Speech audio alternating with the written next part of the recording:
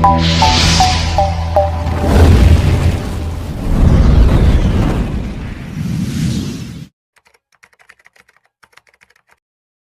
తర్వాత 2-3 సంవత్సరాల తర్వాత హాస్పిటల్ నంద్యాల గవర్నమెంట్ హాస్పిటల్ ఏదైతే ఉందో ఆ గవర్నమెంట్ హాస్పిటల్ కి సంబంధించిన డెవలప్మెంట్ మీటింగ్ ఒకటి జరుపుకున్నాం.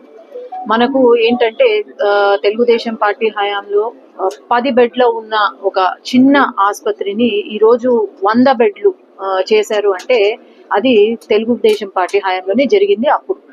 ఇప్పుడు కూడా మనకు సెంట్రల్ నుండి ఒక కాలేజ్ కి పర్మిషన్ రావడము, అలాగే ఇక్కడ ఈ 5 సంవత్సరాలు గత 5 సంవత్సరాల్లో ఎలా ఉంది పరిస్థితి, హాస్పిటల్ పరిస్థితి అని చూస్తే నిల్.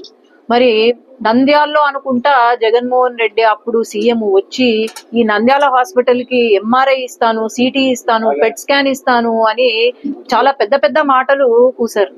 ఇప్పుడు చూస్తే ఏదో పెద్ద కొత్త నాటకాలు చేస్తున్నాడు. అక్కడికి పోయి ఏదో అందరినీ ఆదుకుంటున్నాను, నాకు హెల్త్ ఇంపార్టెంట్, జనాల హెల్త్ ఇంపార్టెంట్ అంటున్నారు. కానీ 5 సంవత్సరాల్లో ఏం చేశారు?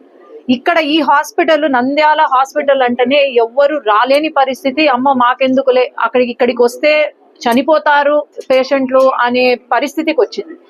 కాబట్టి ఇక్కడ ఒక డాక్టర్ గా నేను ఎంపీ అయినా ఫస్ట్ నేను ప్రొఫెషనల్లీ ఐఎమ్ డాక్టర్ కాబట్టి